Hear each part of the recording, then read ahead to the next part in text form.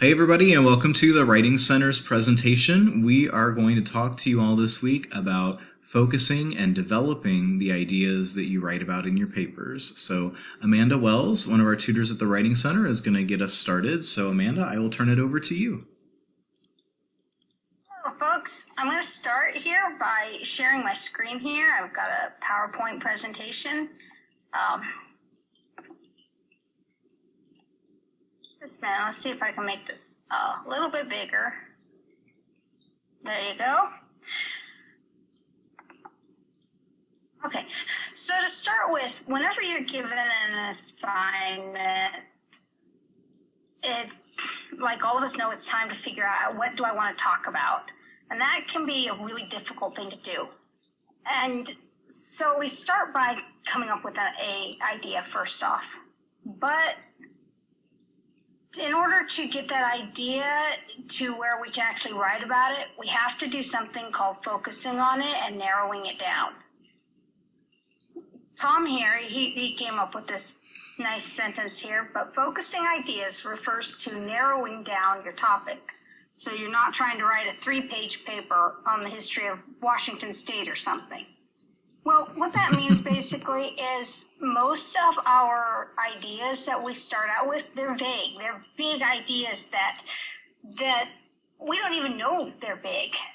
So we have to bring them down to exactly what we want to talk about, something very specific. And once we find that specific thing, then we have the room in the paper to start writing about it. So I kind of look at it like trying to put something into a funnel here. You've got your big broad topic, which fits into this reddish area, red and orange. But whatever you put in, if it's this size right here, it's not going to fit through that tiny hole. It won't work. So you have to condense it in some way. So that's what I call global proportions. In a minute, I'm going to show you an example of what I'm talking about, so it'll probably make a little more sense in just a minute. But when I mean this global proportions, I just mean that it's too big to be written about in detail. Anytime you're doing an essay, a narrative, any writing pretty much for college, you want to be able to stay on target and write exactly what you need to be talking about. You want to be specific, and you want to have the room in your paper to expand on the idea enough to where the reader can understand what you're saying. So an example of this, let's see. So then we're stuck wondering how we're going to focus down on this big idea that we have. How do we narrow it down to one little thing we can start talking about? So, like I said, this is a broad subject, and if I were doing an essay right now, I would say, hey, okay, I want to write an essay about cats. Everything there is to know about cats, domestic and in the wild. The problem with that is that it's too big of a subject. Cats, you have wild cats, domestic cats, lions, tigers, kittens, you name it. I mean, and they live in all kinds of habitats. They eat different foods. There's so much. You can't write that in a tiny paper, like a 5-page paper or a 3-page paper. If you did, you'd have very vague sentences because there's just not enough room in that tiny of a paper. So next you're going to want to kind of go down a little bit. That's this less broad subject. You can see it's a little narrower than up here. And here we've decided in the paper we're going to do it only on house cats. But even if we only do it on house cats, that still entails trying to go into detail on how do you care for a house cat? Where do they live? What kinds of cats are there? Like there's hairless ones, for instance, and you have to actually take care of them totally different than ones with long hair. Then you've got your health, your breeding. It's still a humongous section. If you gave each one of these a paragraph, there's no way you could go into in-depth enough with it in a 3 to 5-page essay. So we got to go down and narrow our focus just a little more. And the final here is a specific subject. So here we're talking the care and feeding of kittens. age newborn to 3 months. Now that is a really specific area, especially if you compare it to this first one, everything about cats all over the world. I mean, the care and feeding of kittens, you can then start breaking that down into paragraphs, and each paragraph can focus on a specific topic that you'd want to talk about. Maybe one would focus on feeding, one would focus upon medicine, one would focus on, I don't know, how their mothers treat them. I don't know. Anyway, but you could cut it down that much. Once you get down to this point, then you're ready to write your paper. Because then you start asking yourself questions like, okay, now what are my topic sentences? And you just take your paper from there. And that's what we want to aim for, because now you have the room in your paper. You've cut down your topics so much that now you have room to expand the individual little topics that you want that go into making a whole paper. So I'm going to give you back to Tom. He'll be able to talk about bringing in some of this in a little bit better detail. So, Amanda, before you stop sharing your screen, can I have you go back to slide 6 really quick? Yeah, I wanted to throw something out there. I really liked what you had to say about this, and Amanda and I were talking about this concept earlier of the narrowing down your focus, and I was just sharing with Amanda that from my perspective, like, all 3 of these topics for what we've got here, this would be for maybe an informative paper, right? I'm going to inform my audience about information about cats that I've researched. Well, that's fine. I'm thinking that first level, that everything there is to know about cats, that strikes me as kind of like maybe like a middle school paper. So there are many different types of cats in the world. Some of them are domestic, some of them are large. There are tigers, there are palace cats, etc. I'm thinking that middle one, house cats, okay, let's focus on a specific topic, care for house cats, habitats, health, and breeding. I'm thinking that level of focus for a research paper might be appropriate for a high school class, so we're getting a little bit more focused. And then it's when we get to that third level, that more intense level, now we're taking a closer look at something. This is, I think, the college level. To give you another example, maybe, so that would be an example for maybe an informative essay, an example for a narrative essay, let's say where you're telling a story about your life, or a personal essay. I'm thinking at that first level, the broad subject, that would be a discussion like, my mom's always been the greatest person ever, and just kind of share information, general information about what kind of person your mom is. Then when we get more down into more specifics, it's like, okay, don't tell me what kind of person your mom is. Show me one specific instance. Tell me a story about a specific time and link that to a bigger concept. If I think of like a third type of paper, an argumentative essay, I'm thinking maybe that general or the broad subject that you might have written about in high school or middle school might be a topic like pollution, or even maybe water pollution. But then when we get into college, we're expecting much more specific focus, much more more deeper research, plumbing into the depths of a specific topic. So you might write something about maybe the effects of plastic pollution specifically on fish. That might be a more college appropriate topic depending on the situation. So thank you for sharing that, and thanks for taking the time with that. I wanted to just kind of flesh out a little more details about that, because I think it's not uncommon. I think we can envision a paper of 3 or 4 or 5 pages written on any one of those topics there, right? It's just that once we get into college, there's that expectation that you're putting you're putting a closer microscope up to what you're looking at and what you're doing with that information. So. Yeah, you're going to go more in depth with this one here in college than you will about the general one that you would have written back in high school or grade school. Yeah, exactly. All right. Thank you very much. Okay, well, I'm going to hand you the screen. So there you go. All right. And then let me go ahead and share my screen.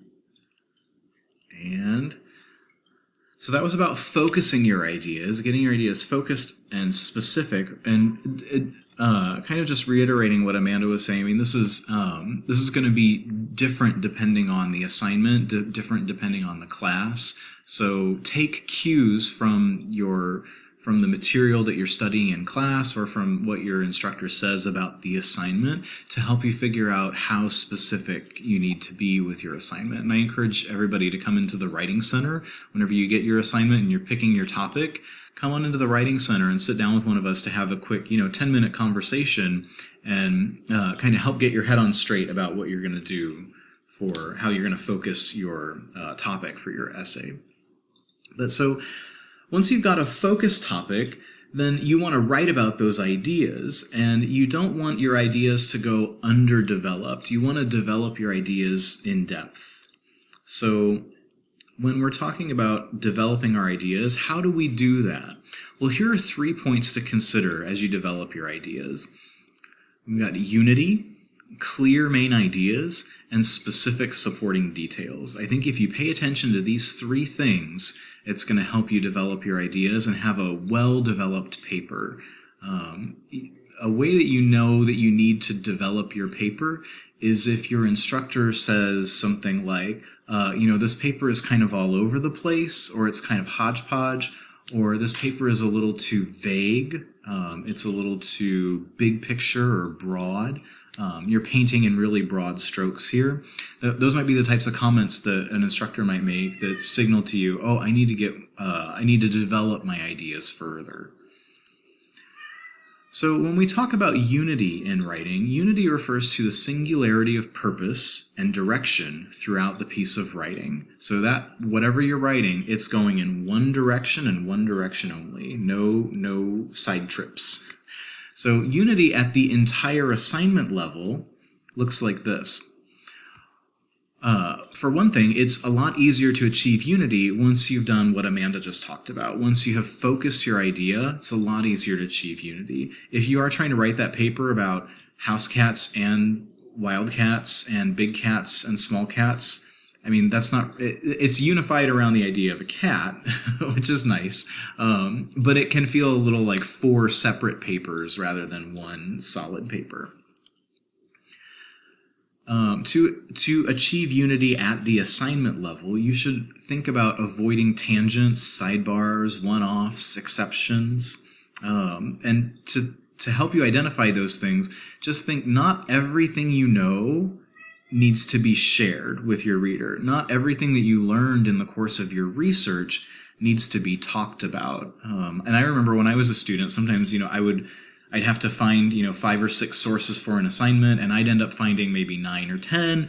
And I might say to myself, like, you know what? I want to get credit for all these 9 or 10 sources that I found. And so I would throw in every little bit of information I could find. And I think at that point, I didn't understand that the point of this assignment was not just to prove to the instructor that I did some research. It was to make something meaningful out of the materials that I had found and either make a solid argument or make a solid summary or whatever the case is. So not everything, I don't need to throw the kitchen sink into my paper. Another thing about unity, don't organize information in the order you discovered it or read about it. This can lead you to disorganized or ununified materials. So think about how does this information fit in with other bits of information so that you can unify those throughout the paper. And then think one idea, one paragraph. So you should include only that which supports the central thesis of what you're writing. So you have a main idea for your assignment.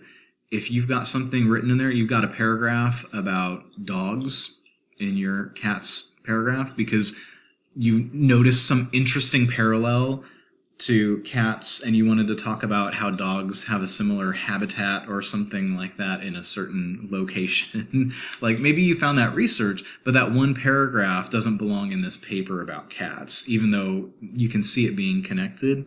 It's not part of the unified idea. So we've got unity at the assignment level, but think unity is also something to consider at the paragraph level too. So each paragraph should be its own unit, its own solid piece. So like I was saying on the last slide, one idea equals one paragraph. If you have kind of two ideas going on, or you find that one sentence actually relates to a different idea than the main idea of this paragraph, that's the type of thing you should be looking for as you're revising or editing your assignment.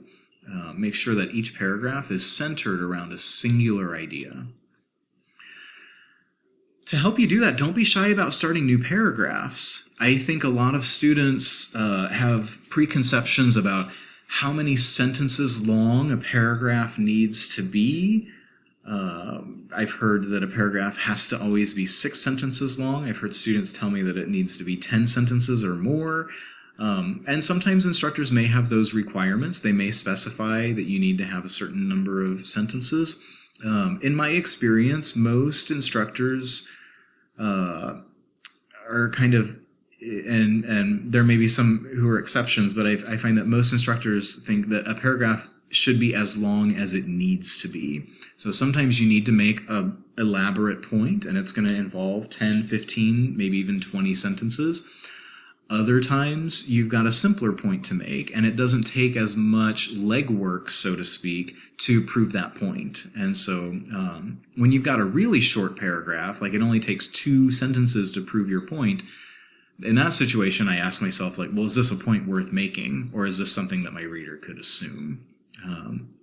But in general, don't be shy about starting new paragraphs. I find that that's sometimes one of the reasons why we get these ununified paragraphs, or these kind of potpourri of random information paragraphs. Just start a new paragraph when you've got a new idea, and just mark it in your mind as like, this is going to be my paragraph about this idea. And maybe you only have a sentence about it right now as you're drafting.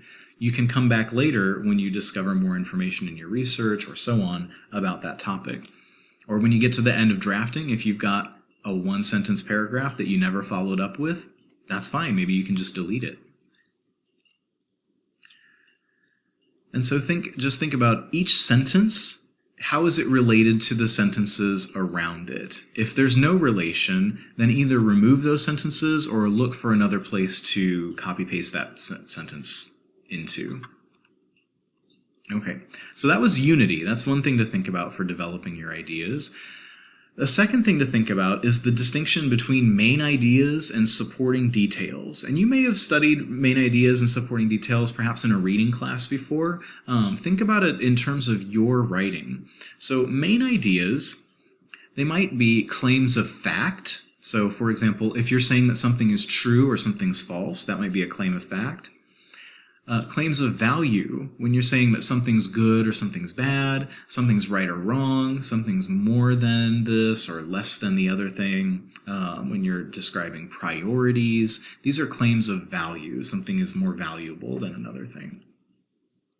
Claims of policy, so you're saying this is the way things should be done. And these 3, claims of fact, claims of value, claims of policy, these are really common to see for thesis statements. It's common that a thesis statement will do one of these things, will claim one of these propositions. Main ideas can include abstract ideas or theories, so descriptions of some abstract concept. That would be a main idea that you'd want to flesh out in more detail. Generalizations, if you're making general statements, people in this age group do this or use this thing this way. Those are general statements about categories. Then those are ideas that you want to develop further. You want to give more detail, more information on. And interpretations of meaning. So in some literature classes, or if you're dealing with maybe ethics or the law, you might be called upon in an assignment to interpret what something means, to explain what something means. And so when you're making those types of claims, you need to expand those ideas, go into more detail. So when we talk about clear main ideas, so this list of all these different types of things that you sometimes talk about in writing, these are like these big picture ideas. And so if you start throwing at your reader a whole bunch of big claims, you start claiming this is true, and this is true, and this is true, and this is true, your reader can really quickly get lost. You end up kind of preaching to the choir and no one else is listening type of thing. When you're making claims or you're making describing these generalizations or your interpretations of something, you always need to stop and think, okay, I need to develop this idea further. I need to provide some more supporting evidence or supporting details before I move on to a new claim or move on to a new generalization. So these are the types of statements to look out for in your writing. If you've got a whole lot of these, you might need to develop your ideas further before you throw in new ones. These are the big ideas. So whatever you're writing, there's always a main idea or some central purpose to your work. And usually that main idea or central purpose is set out for you by the instructor, and it's usually described in detail in the assignment sheet. So if you're ever feeling lost on an assignment or you don't know what to write, go back to that assignment sheet. Your instructor is telling you exactly what you should be focusing on. But this main idea is known as a thesis, and so instructors frequently expect to see a thesis statement in any written document that you provide, unless it's like an email or something. Like they're going to expect or a discussion board post maybe. If you're writing a paper, your instructor is going to expect a thesis statement 99% of the time. Maybe 90% of the time. I shouldn't. That's a little too much of a generalization there. But so to achieve clarity, think about how can I make a really clear thesis statement? You know, that thesis statement is my big main idea, and I need to make those main ideas crystal clear. So here are some ways to do that. One, put your thesis statement at the end of your introduction. Your reader, before they go into the body of your paper, they need to have a clear idea of what's this all about here? Like, what are we going to be reading about in this paper? So make that direct statement before you jump into the body. So in this way, that serves as a sort of a launching point for the reader.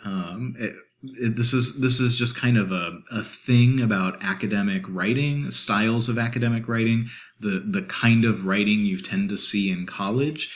If this is new to you, then it may feel a little foreign or unfamiliar. But once you've been in college for a while, and your instructors have been in college for quite a while, so they're expecting this. They're really this is part of the culture, part of the norms. They know when they see a thesis statement, they're transitioning. This is a shift in the writing, moving from the beginning into the middle. So the thesis statement expresses the main idea in a nutshell. You don't want to go into details. You want to just give a big kind of nutshell approach. If you're wondering how you should word your thesis statement, you should respond directly to the prompt. So if the prompt asks you a question like, why does blah, blah, blah? Then your thesis statement better have the word because in it, because the question was a why question. Does that make sense? So then if you've got a question like a how question, then your thesis statement should respond by detailing in summary form, you should, in general terms, but what are some of the ways in which this thing occurred? So think about whatever the question is asking. Your thesis statement is, if you only got one sentence to give your response to your instructor, that's what it should respond directly to the prompt. If there are key words in that prompt, so if your psychology instructor asks you to write a paper about authoritative parenting, then you darn well better have the words authoritative parenting in your thesis statement. It wouldn't make sense not to include those words in that thesis statement because that's going to be the main idea of your paper. And sometimes students feel like they can't do that. They're like stealing the instructor's words by taking the keywords like authoritative parenting or something like that. You don't want to plagiarize from your instructor or copy paste exactly what they say about a topic you would want to quote your instructor rather than just present that as your own. But when it comes to key words, which is 1 or 2 word phrases that represent like a concept in a class, you've got to use those same words. Sometimes students get advice, maybe in high school or in middle school, that you should never repeat a word. You should always find a new way to say it the second time. And there's some times when that's true. In creative writing, if I don't want to hear the word soft over and over again. I might want to hear soft the first time and then fluffy the second time and then delicate the third time, because every one of those has slightly different meanings. Okay. But when it comes to a term like authoritative parenting, that is a very specific meaning, and you wouldn't want to refashion that term. So use specific keywords. Pay attention to what the keywords are and include those keywords in your thesis statement, because that's your main idea. And again, one idea equals one paragraph. So the main idea is frequently expressed directly at the beginning of a paragraph. So that means each one of your paragraphs in your essay, once you get into the body, each paragraph should only have one main idea in each one. And we usually express this as a topic sentence, or sometimes it's called a subthesis. So you can think you've got your thesis statement, that's the statement that the whole paper is about, and then each paragraph has its own little subthesis. It has its own topic sentence, and that topic sentence lays out for your reader, what's this paragraph about? What's this next paragraph about? So it's a nice way of organizing the information for your reader. Whenever possible, make connections between your thesis statement and your topic sentences. So that way they're they're linked, and in that way you're achieving unity, like we talked about in the first step, right? Your paragraphs are related to your main idea. It's all fits under one umbrella. You can do this by repeating keywords or linking the topic sentences to your assignment prompt. So, for example, if your assignment prompt asks you 5 different questions and the paper needs to be like 4 pages long, you might spend 1 paragraph on each one of those questions, and that might satisfy the assignment depending on the situation. So, in some ways, don't overthink some of these assignments. Sometimes it can be as simple as that. Just following the assignment prompt. You don't have to necessarily reinvent the essay. In general, a paragraph should not present more than one main idea. So start a new paragraph for new ideas. Sometimes you get halfway into a paragraph, or you finish up a paragraph and it's like a page and a half long. Whenever you have that situation, that's when you've got to stop and be honest with yourself and say, hey, what all did I just write? Because I was just having the flash fingers going, and I was just typing it all up. And now I've got to take a look back and take inventory, split that up. Maybe that 1.5 page paragraph would do better as 2 or maybe even 3 paragraphs. It could be that you've got 3 different ideas in this paragraph, but they're all blended together a little bit. So ask yourself, does it make sense the way that they're blended together? Or would it make sense to separate those out, to put like with like, package them into 3 separate paragraphs and go from there? So, okay, we've got unity. So you want to unify what you're doing. We've got clear main ideas. So you want to make your main ideas very clear and make it so that your reader never feels like they don't know where we're going. Who wants to go on a trip where we don't know where we're going? Unless it's like for a surprise birthday party or something like that, and I guaranteed a reward at the end, I don't necessarily want to go on that trip, right? So we want to be clear about where we're going.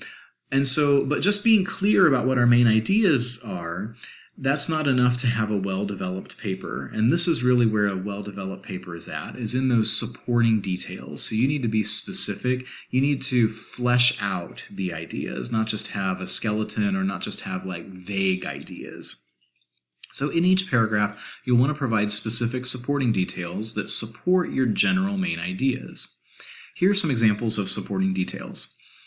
Evidence and the interpretation of evidence. So, for example, this might be quotes from sources. That might be a type of evidence. So you would provide a quote from one of the readings that you did in your class, but you don't just let that quote just drop down on the floor like a little mic drop. Okay, end of discussion. This book I read said this, so there you have it. Job done. You've got to then interpret that evidence, because evidence means different things to different people. So you're going to interpret that, explain what does that mean in the context of your discussion. before you move on to more details. So you can provide evidence, you can provide examples. So you might flesh out your ideas, those main ideas, by providing anecdotes. Those are short stories, things that have happened to you. Depending on the assignment, that might be appropriate or inappropriate. So you'll want to check with your instructor about that type of thing. But sometimes it might be appropriate to throw in, this is what happened to me, or somebody I know had this happen. And that's an example of this idea, this bigger idea that we're talking about here. You want to make those ideas explicit and illustrate them with evidence, anecdotes, references to well-known or specific examples. Sometimes if there was something that was in the news or a celebrity did something and everybody heard about it or something like that, and it's related to the topic that you're writing about, sometimes those things can really illustrate the idea that you're talking about, and in that way that further develops. It adds a little bit more dimension to your paper.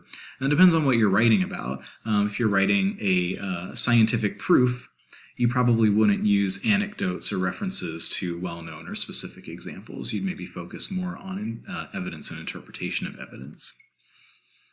You might provide descriptions. This is really important for maybe your English 95s and English 101 classes. If you're doing like a narrative assignment, telling a story, something that happened to you, you gotta describe in detail. And not just describing like how you feel, but describing what happened, like events, real world sights, sounds, taste, touch, smell, which would be examples of concrete details. So also called sensory details sometimes. So concrete details, those are the things in the world around you, the real things, as opposed to abstract concepts or ideas, which are very valuable. We just can't hold them in our hand. Definitions.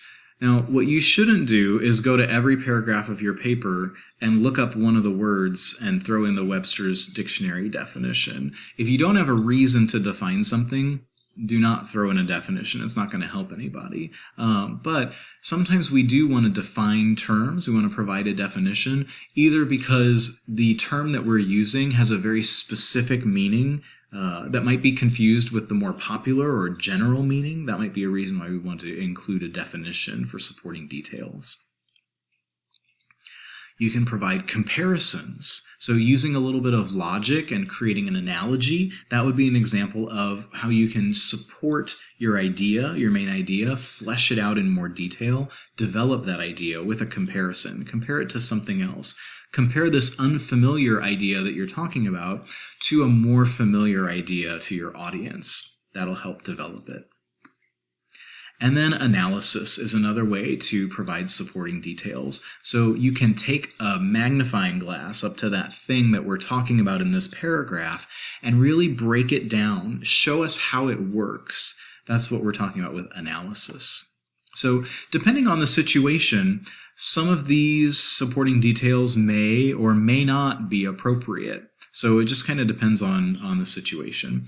If you are writing a policy paper about why a law should change, you may not need to throw in a bunch of concrete details and sensory details. You know, I was walking on a spring summer day, or beautiful weather out, and I caught a whiff of the wisteria blossoms. Like, that wouldn't be necessary for that type of assignment. So think about, but it would be great, and that's exactly what we'd be looking for, maybe in a personal essay or a narrative.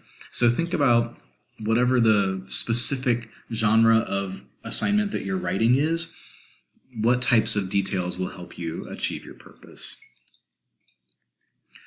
So in a way, writing your paper is very much, and developing your ideas, making them meaningful and something that's going to be clear and valuable to your reader to read, is really a balancing act, balancing between general and specific ideas. So, Amanda, I'm going to give you a pop quiz.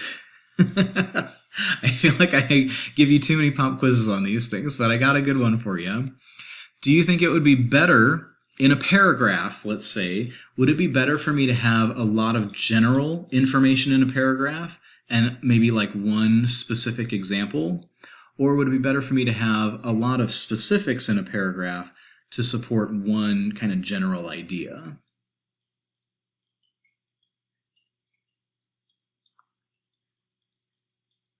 I think I would probably say it's better to have specific examples to support the one general idea, I think. Yes, that's right. Awesome. And so just think, one paragraph, one main idea, right? So if these idea things, these are these general concepts. Good job, Amanda. You did great. If these general concepts or these claims, if we think of these as ideas, right, we don't want to pile a whole bunch into one paragraph. If you just throw a bunch of claims into one paragraph and you don't add any evidence or examples or details, you're not writing a college paper, you're writing a blog, right? So instead, think, okay, one idea, one paragraph. So here's my idea, and before I can move on to any other ideas, I need to stop and I need to kind of spell it out. And there's various reasons why this could be uncomfortable or could feel kind of like, really? I'm supposed to do that in a paper? We might feel like we don't want to dumb it down for our reader. We don't want to insult their intelligence by going into too much detail. You're not dumbing it down. You're not insulting anybody's intelligence. Like, it's good to, one thing that we say with reference to writing, and especially clear writing, is to make the implicit explicit. So there are implicit ideas that you have, or maybe assumptions about a topic that because of your background or your experience, that's just how you understand that information. And so you might assume that everybody else will understand it the same way. But the thing is, they don't, right? We all are going to look at that claim or that idea, and we're going to all take that various different directions. And so the only way that you can guarantee your reader stays on the same page with you conceptually and understands exactly what you're trying to say is by giving that magnifying glass and getting in close. Give us some details, give us some examples, give us some specifics, so that we can know we're talking about the same thing. So, and this takes different forms. So, for example, you might take, if you've got claims, then, and maybe each paragraph has a different claim or different subclaim, then you would back up those claims with evidence, with analysis, with some comparisons, with logic. If you've got a general concept that you're describing, or you present a general concept in the middle of your paper, a theory, let's say, hold up, don't throw in another idea yet. Don't assume that your reader knows all about that concept. Give some specific examples so that the reader feels like, okay, I've got a solid understanding what you're talking about. Now let's move forward. If you're describing some abstraction or some like feeling, like it felt so bittersweet going back home, then stop. Like, don't explain any other feelings. Don't tell us anything else about how you feel until you have shown us some concrete details in that narrative essay about what about that home environment, what sights, sounds, taste, touch, smell, what was bittersweet. If you're interpreting the meaning of something, like in a literature class, then you will need to not just kind of share your thoughts on the subject and like, well, I think Edgar Allan Poe's story was all about this. And you wouldn't want to just like go off, interpret. You'd want to give one explanation or one thought about what you think it means. And then you want to go straight to the source and you want to provide a direct quote from Edgar Allan Poe. And then before you move on from that quote, because remember, everybody has their own experience. They're all looking at Edgar Allan Poe a little bit differently. You've got to analyze that quote. You've got to explain what it means to you in the context of your interpretation before you then move on to another quote or move on to another aspect of your interpretation or another general thought about the idea. And again, when you're providing generalizations, if you're saying, the majority of people under the age of 20 in this country have done this, Well, that's great, but where are you getting that information from? So you want to provide statistical data in that situation. So in that way, if you think about these things here, the claims, general concepts, abstract ideas, interpretations, generalizations, these are more the topic sentence type of things. These are more the thesis statement type of things. These are the big idea. This is the top of Amanda's funnel that she showed us, right? And these things over here, these specific details, these are the bottom of the funnel. These are the sentences that you put in the body of your paragraph after the topic sentences. So in this way, if you follow these suggestions that we've made here, I think that you will find that your papers can be very well developed and you can get good feedback from your instructors on that. Amanda, any final thoughts about developing or focusing ideas before we wrap up? Just if anybody has any further questions, just come on into the Writing Center because we can help with any of those. Yes, this is our bread and butter. We talk about this stuff all the time, and we can help you understand it. All right. Well, thanks a lot, Amanda, for your presentation, and thank you all for watching. Like Amanda said, we hope you'll come visit us in the Writing Center. We're open Mondays, Tuesdays, Thursdays, and Sundays. You can find more information about us on Canvas or on the Grays Harbor College website. Have a great day.